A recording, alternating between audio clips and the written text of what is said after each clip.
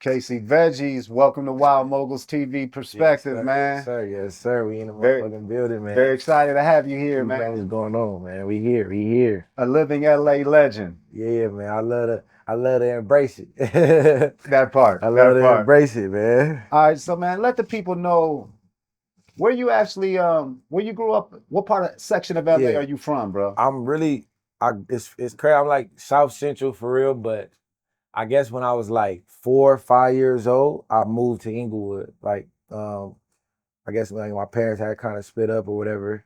And we went to a separate house. I was living with my mom and my dad. Like, I would go back and forth living with both of them. But when I was with my mom all the time, we moved to Inglewood. We moved right off Centinela, man. They know me over there. Yeah. That's my stumping grounds. Centinela, Beach Avenue. We was just young kids running around there. Going to the park, going to Rogers Park. I went to Latier Elementary School. So Okay. I came from Alpha, went to Latier. I met a lot of people that I still know to this day. I still talk to this day from Inglewood. You know what I'm saying? But know a lot of people from South Central in general. And then after elementary, I went to John Burroughs Middle School. So that's Okay. like mid city, like Yeah. Wilshire area. So that's when I kind of got into like the skateboarding culture, got into Okay. like streetwear, all that.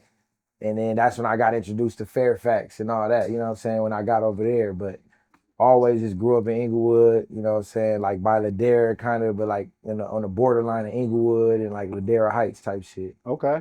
Yeah, So now, growing up, everybody think, the areas that you say are very notorious. yeah, And we always just assume that they're gang bang areas and that everybody who grew up there yeah, are gangbangers. Can you yeah, explain how did you like get away from that or was able yeah. to not get into that?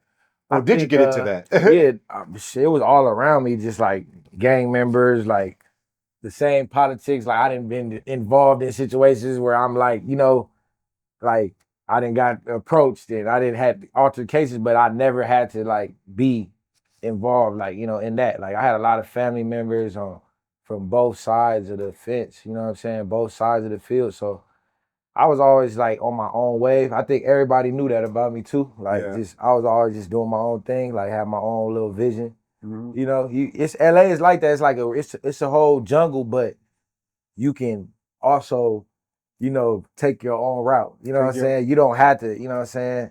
But it is hard not to. Like this one of those cities where it's like it's hard not to become, I guess you could say, like part of the influence. You know what I'm saying? Yeah. So now is it hard off of your own like personal like wants to do it, or is it hard because Just niggas make you or like you know like what I'm yeah, saying? it go both ways. Just like what you grow up around, what you around, your environment. Like, you know what I'm saying? Like I went to Crenshaw High, ninth grade, Inglewood High, the rest of my high school career. So, this is like what you around and stuff. Like I remember like, yeah, I wanted to go. I damn near wanted to go to a different school in different areas just to like try something else. But I just stuck to, my area, you know what I'm saying? That's But what's up. it's easy to be, become a product of your environment for Yeah. sure. But like you said, it ain't all just all like that. You know what I mean? You able to maneuver and do your own thing and be different for sure. Yeah, Okay. yeah. So between Crenshaw and Inglewood, what seemed more like rowdy and more turned up? I think ninth grade, just coming in the high school, it was like what 2008, '09. I Yeah. think Crenshaw was a little rowdy that year. Like Okay. that year was like one of the last years, like before 2010 hit. Yeah. I think 2010 shit started to like calm down a little bit. Yeah. Gangbanging, that shit's still alive, heavy. You feel me? But it definitely calmed down. But I know a lot of the people that graduated like in LA from 2000 to 2010, they'll tell you like they had to go Yeah. through it more. You know what I'm saying? But then my time, it was still active, but it was like chill for the most part. It was still kind of chill. Crenshaw was crazy. It was active up there. It was But then when active. I got to Inglewood, it was a lot of members up there as well, but it was love. A lot of people played sports, like a lot of, you know what I'm saying? Everybody was trying to make it out the hood for real. Like everybody playing sports, and I was on the basketball team. You know what I'm saying? A lot of the homies played football. You know, my cousin James, Foreign Finesse, shout out my cousin. He played football on the team. So we all was just over there just navigating through it. I used to walk home every day, and you know, we had situations up there too. It was a lot of crazy shit used to happen at school, like little riots and shit. Yeah. The whole race called a rumble. Yeah. 10 on 10, like all type of crazy shit, like what happened. But for the most part, we had, you know, our principal, we had the staff up there wasn't fucking around. Security pulling up on carts, like Damn, it was like serious. Yeah, security pulling up fast on golf carts, like breaking up fight. It was wild up there for sure, but it was love though too. Now, what's crazy, and I think you represent like that new LA movement that was about like change. I feel like 2008, 2009, which is your generation, y'all were the black young kids that says, you know what, gang banging, baggy pants don't represent us. Y'all was the niggas that started wearing skinny jeans. Y'all was the skaters. Y'all was wearing colorful colors. And they was trying to say y'all was gay, but y'all had all the girls. Future shit. Like, yeah, and it really made all the gangsters switch from baggy pants to skinny jeans. My homies, we had a clique called Priceless, like, and our clique was like we was the fly clique. Like, we wasn't trying to fight everybody. We was just trying to get fly. I was the youngest one from that crew, and that's what, you know, what started Peas and Carrots. My whole company started from Priceless, you know what I'm saying? When I linked up with Josh Anwar, it was all started from this clique. We was all homies before that, you know, and then it just became that. But even with Tyler, when I met Tyler, the whole Odd Future shit, we was on some skateboard shit for real. Like, I really used to skate. Like, when I left Inglewood, when I left Lati Harrod, I came to John Burroughs, was over there. I was like heavy into the skate culture. Like, I got into shit, hypebeast.com. Like, you feel me? I was like, Lupe just came out at that time. Lupe Fiasco, Kanye, Kick Push, all that was just coming out when I was in 6th grade. Wow. So that was the new wave, like the backpack rap, you know what I'm saying? Like, Kanye was coming out with College Dropout. Like, you know what I'm saying? The whole wave of the end of the game, I feel like, was changing at that time. You feel me? So that's when that's what I got my inspiration from. Like him, Pharrell, you know what I'm saying? BBC, Bape, so that whole shit. So now I hear you were a founding member of Odd Future. Yeah. So now explain, how did that all come about? Man, it was just really like we was young kids, just met. Like, I met Tyler on MySpace when I was 14. Just seen his page randomly. Like, who is this kid? This shit look crazy. Like, just same way I kind of found out about Dom Kennedy. Like, back when like MySpace artist pages was like the shit. Like, if you ain't had no artist page, you wasn't doing nothing. Like, you know what I'm saying? So when I found his page, I reached out to him, and it's funny, he was living in Sacramento at the time. And he like, yeah, bro, like, I'm about to move to LA with my mom. And like, we gotta link up when I get to LA. Yeah. We end up, it's like we met through the internet, linked up. He got to LA, we linked up, and it was this kid named Tyler. I'm like, who is this nigga crazy? Like, he had all these ideas. He was telling me about Odd Future. It was supposed to be a magazine. Like, he like, I got Odd Future magazine, something I'm working on. And we started working on a tape together. He like, let's do a tape. He rounded up all the homies. It was me, Haji Beats, a couple other homies. And we started working on the first Odd Future tape. And all that shit just was like, just natural homies, just, you know, all sharing like similar interests, you know, creative interests. We all was in LA, on different sides of LA, but we all was like, we in the hood, but we got like, we on some different shit. We all like shared, like, we all fuck with skateboarding and, you know, just different shit that, you know, we was different from other kids. So I think that's where the whole energy behind Our Future just came from, all the, like, these different kids that's in the same environment that we just all share similar interests and we on a different way.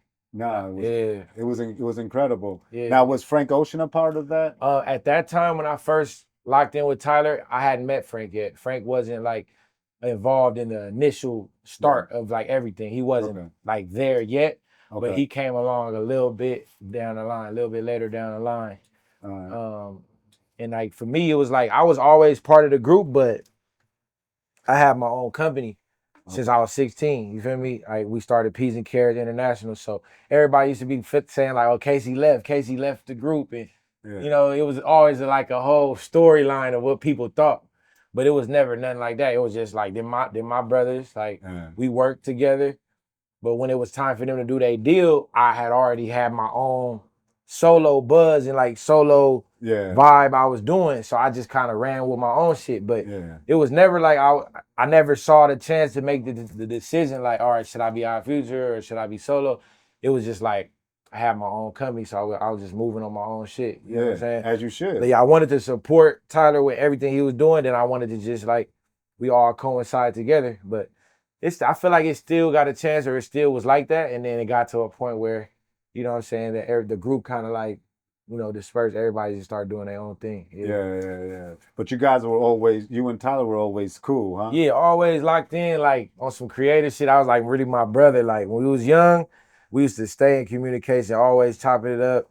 Like he used to skateboard to my house for dinner. Like, you know what I'm saying? My mama cooked. I remember a couple of times he came to the house, you know, ate dinner, whatever. Like we was just really just homies, like regular homies. Yeah. And I was a fan of him. Like we both was like iron sharp, like steel sharpened steel. Like we both saw each other's talents and we respected each other. So we just used to be locked in all throughout high school. Like when we met eighth grade going to ninth grade, we dropped the Our Future tape. I think it was my ninth grade year in high school, or like either ninth or 10th grade year. Yeah, it was that ninth grade year in high school. We dropped the tape, and then I dropped my own solo tape called Customized Greatly Volume 1. That year, I was 14. Yeah, wow. When all this happened. 14 when the Our Future tape dropped. Wow. Is Tyler older than you? Yeah, he's 2 years older. He like a year and a half, 2 years older. So he was always a little older. Yeah. I was just the younger homie, but I could keep up. Like, you feel me? Yeah, you was keeping up. Yeah, I was keeping up with all the older homies. Like, you feel what I'm saying? So that's kind of how it came together. You feel me? Was he always silly, like the way we see him? Yeah, he was even more silly back then. That nigga was crazy as hell. He always kept that. He stayed the same when it come to that for sure. Like he got a crazy personality. He ain't scared to be himself. He ain't scared to say some crazy shit. He'll walk in the room with Jay-Z and say some crazy shit. Like he not gonna hold back who he is. That's what I respect about him the most for sure. Yeah. So now did the fashion Peas and Carrots come first, or did the music come first? It was like, man, like it started with the clique, then we just was homies. I was like the youngest homie. And they like, he might be the prodigy, like he might be the protege of the whole thing. And we just started, like my boy Anwar had the idea for the Peas and Carrots, you know, thing. And I came up with the name Veggies. Like we all was like, okay, Anwar, I'm gonna go Anwar Carrots. That was the name he was fucking with, Josh P. I'm like, all right, I'm gonna run with Casey Veggies. Like, you feel me? Like this is before, my rap name before that was Custom. Like custom, it was short for customized. And that was like my whole mixtape series when I was young. But like that was my rap name at first. And then I was like, you know, I'm gonna try something else. Then I went with my real first name, you feel me? And I'm like, Casey Veggies. Like, I'm like, veggies good for your mind, body, and soul. You feel me? Your parents always tell you eat your veggies. So we were just running with this whole vegetable theme, like this lifestyle, like, and it kind of worked out. It was like our whole fan base knew us for that shit. Like they knew we on some fresh and frozen. We stayed gold through it all, like Peas and Carrots International. It was just like it's a whole lifestyle. No, it was a real movement. Yeah, it's a real movement and just a lifestyle brand for real. Yeah, and then, so that's what I did. I launched that. And then I dropped the tape, Customized Gravy 1. That was like the first release it's like we starting a brand.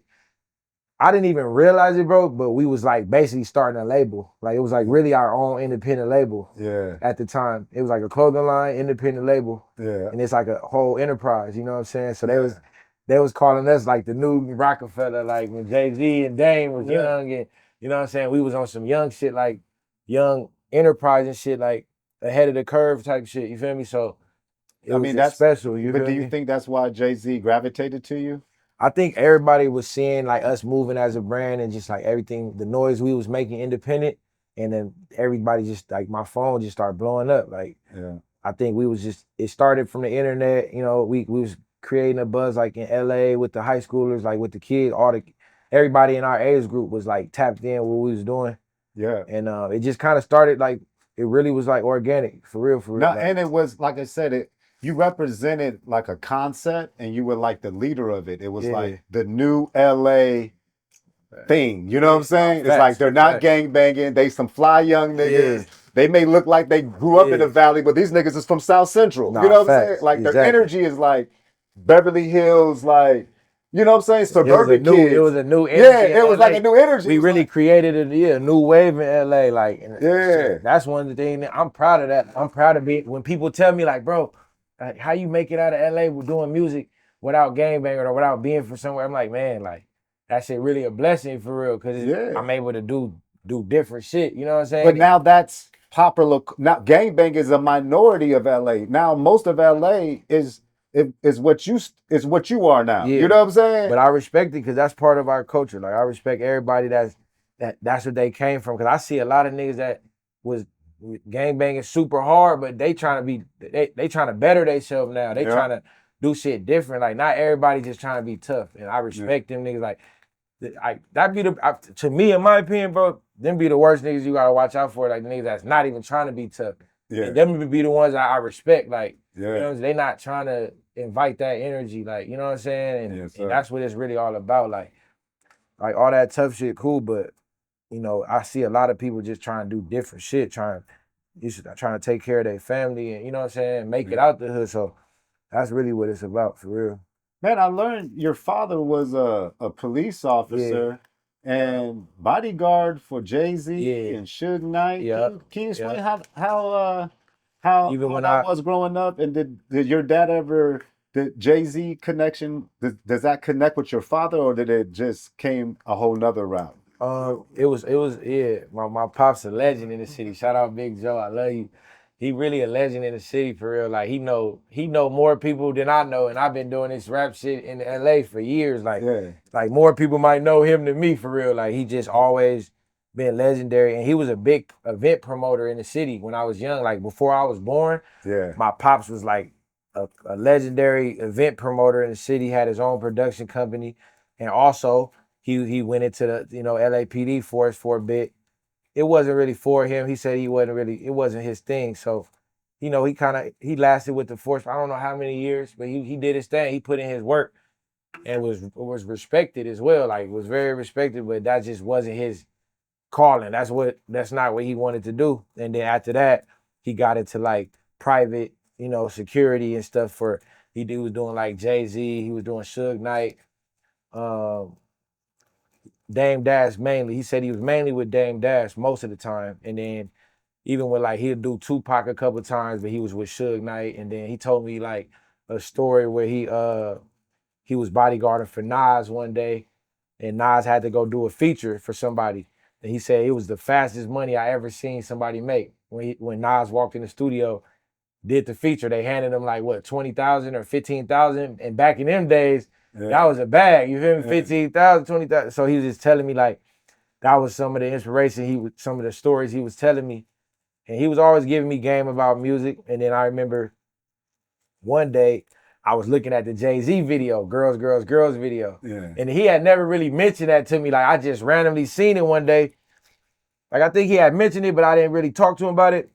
And my dad is all in the Girls, Girls, Girls video. At the end of the video, you see him walking out with Jay-Z like in the Oh, back. I'm like, Dad, you really all the stories you was telling me, you was really not lying. Like yeah, you wasn't bullshitting. Like so it yeah, was just funny. Like when I go back and look at that video, and that shit just legendary.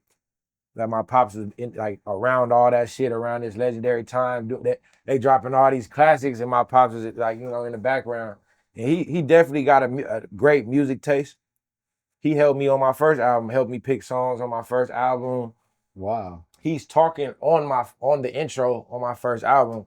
He in the studio with me doing dialogue, but we go back and forth. He give me ideas about music and shit. Like Pops really he just all around like visionary for sure. Like Pops, he a Oh, legend for sure. Yeah. and then you built a studio in your dad's Yeah, house. yeah. I had a crazy studio at my dad's crib.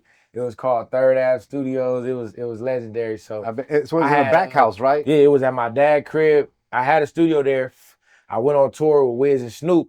my dad surprised me. He remodeled the studio. So I came back, I had a lounge, studio, the whole 9 yards with the camera. It was just everything was like fire. Yeah. Air conditioning, all that. So I came back, put the subwoofer in there, then we just used to rock out. But before that, I had Wale pull up, I had Metro Boomin pull up, Travis Scott pulled up. Like they all was coming through this studio when they had come in town. Like this, when I was rocking with them in the beginning of all their careers. Like you feel me? Yeah. Wale was already kind of established. Like when he pulled up. But like Tory Lanez pulled up before he blew up. Wow. Travis Scott pulled up before he blew up.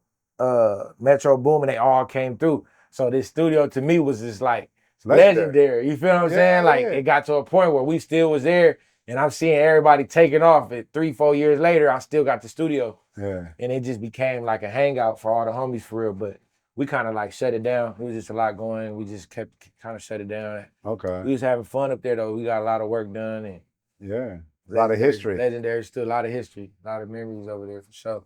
So you doing your independent thing. You launching Peas and Carrots. 2000.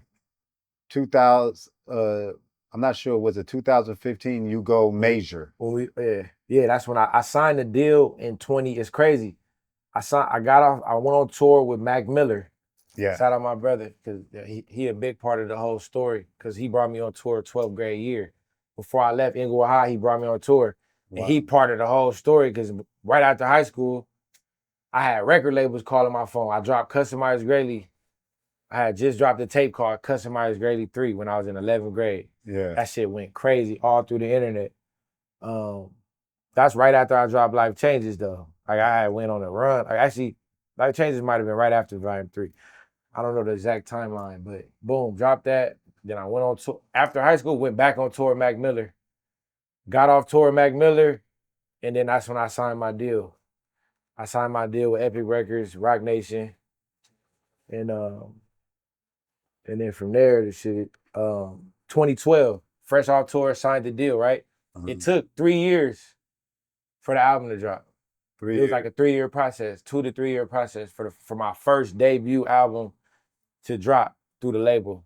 So that's when I ended up dropping Life Changes. I dropped CG3, that's what got me my deal. Yeah. I dropped Life Changes after that because I was waiting like to drop my real album. Okay. Life Changes was supposed to be my album. They didn't understand the whole sound. Yeah. Because it wasn't like, it didn't have no like quote unquote hit songs. But when I dropped it, the world ate it up. Like it went worldwide. And then that was like created my momentum to go into the new album, the first album, Live and Grow, 2015. So, when I was Jay-Z instrumental in you getting signed to Rock Nation? Jay-Z, yes and no.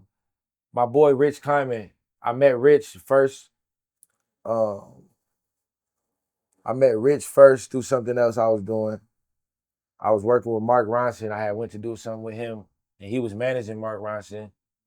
And actually, he reached out because Q-Tip was actually like reaching out to sign me. Q-Tip from Tribe Called Quest. Yeah. This when I was 17, 18. Wow. This right after I was about to graduate high school. Like Epic Records was reaching out to me right after Q-Tip. But Q-Tip reached out via my boy Rich Klyman. And Rich Klyman, he was with Rock Nation. Okay. So then he called me back a couple weeks later. He's like, yo, man, like Q-Tip label, he's not gonna end up going through with his label situation what he was trying to do. He like, but I want to introduce you to Jay-Z though. He like, Jay-Z got the management, he got the Rock Nation thing going right now. He like, I want to fly you out to New York to meet Jay.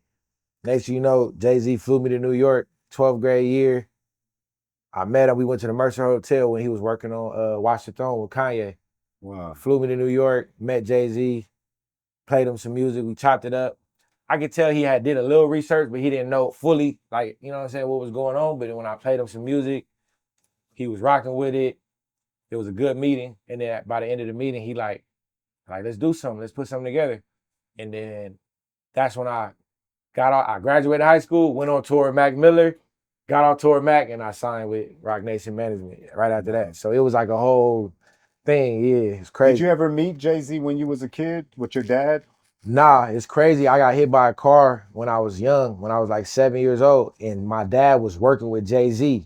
He was with Jay-Z when I got hit by the car. Wow. On a job. Wow. and he had to get out the car and rush to the hospital. So it was just Wow. all like everything full circle. But Jay never knew none of that. Like, you know what I'm saying? Like he didn't know none of that. That shit was all separate shit. Wow. Like my pops helped. My pops helped me a lot with just linking me with people before, Yeah. like early in the game. But he didn't have nothing to do with me meeting Jay-Z like on a separate whole separate It just thing. all came back full circle. Crazy, like a movie. Crazy. Yeah, And now you say Mac Miller was very yeah, instrumental in your career. very, very. Now, where were you when you heard about what happened to him when Man, he passed I away? was in LA somewhere and I was sick. I was devastated. I might have been on tour or I might have been somewhere, but I had just saw him about 2 to 3 months before that. And we ran into each other at a show. Like I was in passing. I think I was in Canada or some random shit, bro. I was on tour with Snoop and I forgot the timeline and everything, but I was on tour. I ran into Mac. I'm like, what up, bro? But keep in mind, me and Anwar and the whole situation with us had just kind of like split up. It was like we split up for no reason, no apparent reason. And we had a lot of animosity between our team. Yeah. So I think that kind of drew me away from Mac. Like all that he say, see, it made our communication, like it was harder for me to communicate with Mac at that point. And I was sick about that shit. Like, man, me and Mac wasn't even talking before he passed. Like, as much as I would have liked to be chopping it up with him, Wow. you feel me? And just off just miscommunications, like, you feel me? Then I saw him, it was love. Then I reached out to him. Like, I had posted the message on my Instagram, but I just reached out to him, like, man, I hope everything good. Like, let's link back up ASAP. Yeah. Like, we were just about to link back up. Like, you know what I'm saying? I really, truly feel like we were just finna link back up, get back doing music. You know what I'm saying? Everything was finna come back full circle. I seen that shit, seen the post, I got the news, and I was just crushed, bro. I ain't gonna lie. Like I was devastated when I found that out. Like almost, like not to say maybe almost quit music, but like it took me a while, like, you know, to come back in 2019 with that project Organic, and I dedicated it to Mac. Like, you feel me? I dedicated the whole project to Mac and Nip. I lost Mac, then I lost Nip back to back. These are two of my like great musical like influences. Like these are my brothers, but like, you know how you rub shoulders with your peers and you got them certain peers where it's like you admire how they move, how they work. That's how I felt about them, and they inspired me. You know what I'm saying? Yeah. So Now, to how was lose both of them, how was your relationship with Nip? the same with Mac. Like it was like a brotherhood. You feel me? Me and Nip was locked in. We was locked in more than people even knew. But the people from LA that saw how much I was with him, they like, that's really like your big bro. Like they like, Nip really fuck with you. Everybody used to say that to me. Like, Nip really fuck with you, huh? I'm like, yeah, like bro, we locked in, you feel me? We was just locked in. Like it was deeper than music, you feel me? Same with Mac. Like I spent months on tour with him. Like we grew a brotherhood, you know what I'm saying? And yeah, that shit crushed me, bro. I ain't gonna cap. Like that shit was sad as fuck. Like, and I just was wondering what he was going through. Like, yeah, that's all that made me think. Like, what was he really going through? Because he was hiding it. He was hiding it from people for real. He was really battling shit. You know what I'm saying? Inside. But when you see him, he always smiling and happy. So you can't notice it. You know what I'm saying? So yeah, I was I was real good friends with his mom, all that, bro. Karen, we was always like, it was always love between his whole team and me, my team, his family. Like, I was like my brother for real. Like, no bullshit. And when did he die? What year was that? 20. I would have to look back on my. It's been a few years. Been a while, yeah. It's been a while. It was almost, I want to say 2017 or 18. Yeah. Or 16. Yeah. Like, it was like 17 or 18. It was before Nip, and Nip was like so it was 2018. 17 or 18. Yeah. Yeah. Because my album dropped in 2019, Organic, and I dedicated it to Mac and Nip. So it was like both of them was back to back, like 2018, 17. Now, I heard Travis Scott opened for you. Yeah. And Kanye. Yeah, no, we did the PNC XX tour in LA, sold out. I brought Travis on tour. We linked up through my boy Sycamore, and then we just like started working. And I'm like, yeah, let's do a tour. We did a joint tour. We was both on the come up at that time, just figuring it out. We was both grinding. And we end up locking the tour in. The last show was LA. We did like 8 to 10 shows. It's a whole, if y'all see this, it's a whole YouTube tour vlog. Me and Travis Scott. It's called the PNCXX tour. Yeah. So PNCXX tour vlog, we did like 8 episodes with Loud Network, and it showed the whole tour, and then and we did about 8 cities. And the LA show was like one of my most legendary shows ever. Sold out. Travis goes on stage right before me, and he's telling me he got a special guest. Next thing you know, I get to the show, get backstage, I see Kanye West. This is my favorite rapper, you know what I'm saying? Favorite artist at the time. He inspired me to really go hard and do this shit.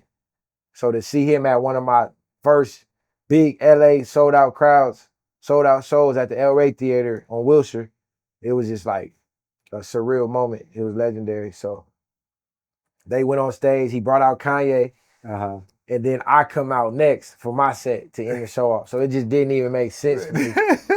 Travis was legendary for that. I salute brother for that. Like, that was a legendary moment in my career, shit, in general. Just what we did and the noise we made with that shit. It was just like, it'd never happened. You know what I'm saying? It was one of them moments that can't be duplicated. You know what I'm saying? And it was just something I always remember for sure.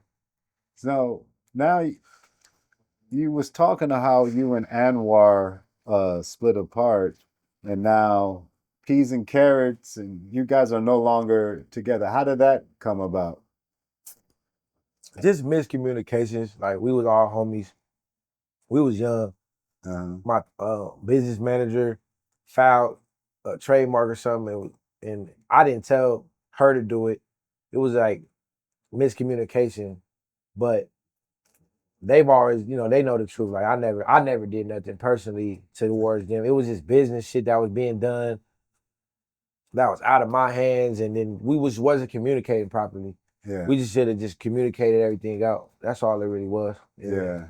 So now you guys had peas and carrots, and he has carrots now? Yeah, well, he has carrots. We kind of split it up, but it's like we both pushing the veggie life. I was still dropping PNC INTL, Peas and Carrots International. That's my brand, and that's what I just believe in. What I just never stepped back from it. And I continued it, and then he just branched off to do the carrots brand. We just split it up. Okay. Yeah, we just split it up, but we both continuing, the legacy. So Shout out Miss Ruby's, man, Inglewood, California, man, come on down to Inglewood. Come on down to my boy's shop, Get High Essentials, you feel me, right here on Manchester. Come shop, you know what I'm saying? All right. So now I also saw D Smoke from Netflix Rhythm and Flow was your high school teacher? Yeah, crazy. At Inglewood High, D Smoke was my teacher, my Spanish teacher. Spanish teacher. Yeah, he was a genius too. He learned Spanish early, so he was able to come teach the kids at a young age. He got his teacher credential. He was a few years older than me, but you know what I'm saying, he would end up being my Spanish teacher through a UCLA program. And bro, he was like one of my best friends. And I learned a lot from him. Like, being in 10th grade, having somebody like him as a mentor it was real helpful for me for sure. Wow. Yeah. So when you saw him win that Rhythm and Flow, I was ecstatic for him. I was proud of him. I knew he was one of them people. I was like, man, he got talent. Like, why he ain't got his chance yet? And then Rhythm and Flow came, and he just blew up out of nowhere. And I always knew he was talented from when I was in the 10th grade. Wow. Right when Rhythm and Flow came, I'm like, he gonna win that. And I saw he's Grammy nominated already. Like I saw on his Wikipedia, that shit fucked me up. Like, how the fuck you do all that? He's next level talented, but I never saw that. People don't know. D Smoke wrote Never for Jaheim when I was in high school. When I met D Smoke, he already had writing credits and all that, production credits. He was already in big sessions, industry sessions. Like, he already had his feet wet in the game when I was in high school. Unbelievable. So, what's the difference between big label, being on a big label, and an indie label? Do you think you should have kept indie, or do you think the major helped? The major definitely helped because they give you that backing. You know what I'm saying? They give you the funding. But if you already got a buzz and already got something going, I would say just rock out. See how big you can go independent because all that money comes straight to you. You know what I'm saying? Yeah. Do all your masters and all that. But it's always good to get an advance, but you just got to make sure you do the right thing with your advance. Like you don't just blow it.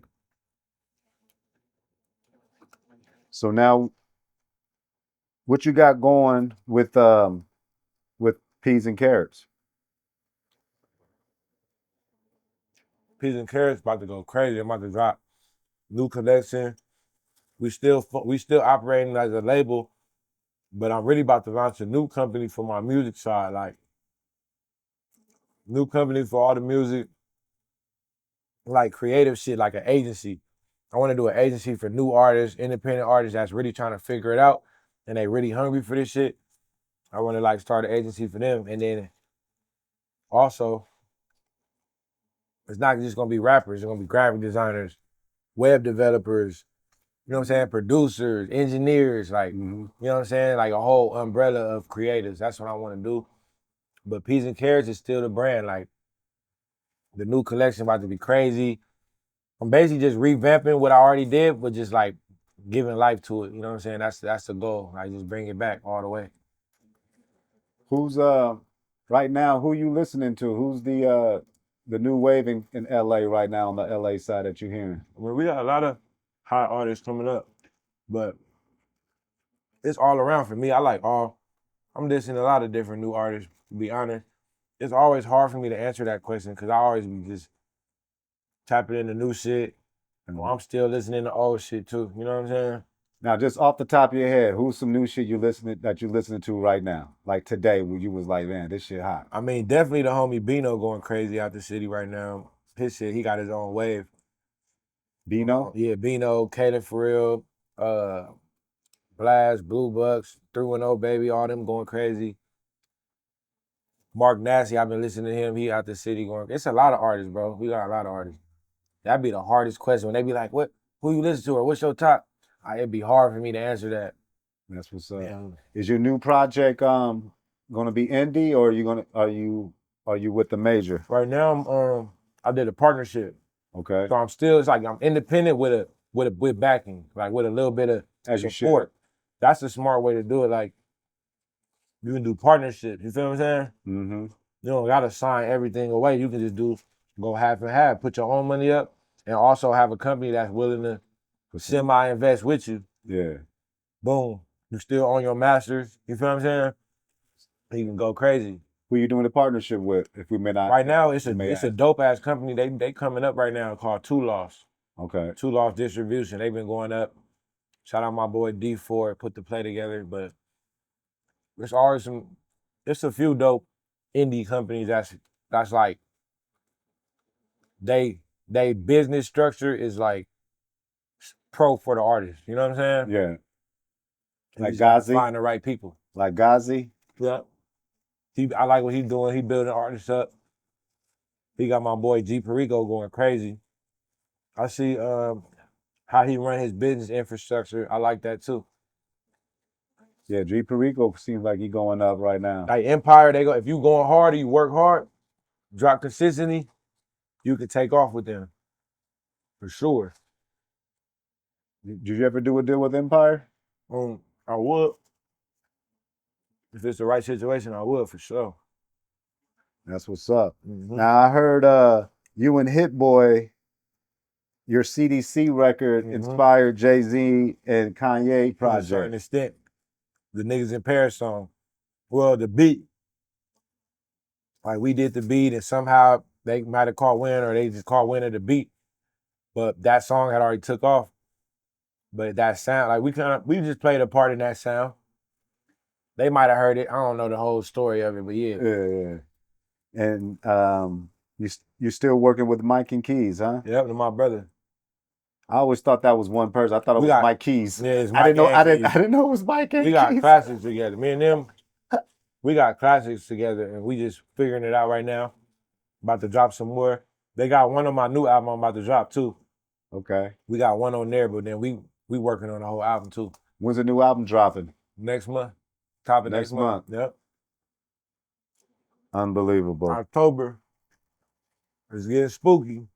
It's getting spooky. Man, Now, is there anything else you want to tell your fans?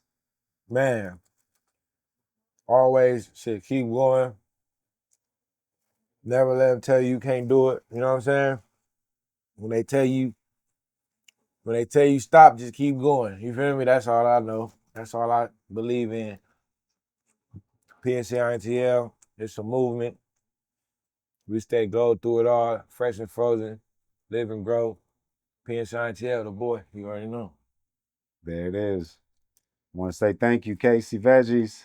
Till next time, we're going to try to bring you again, man. Westside, this po' boy going crazy. Catfish Yeah, po' I boy. already know. You got me hungry as a motherfucker. I'm starving. All right, peace. We're doing a mukbang.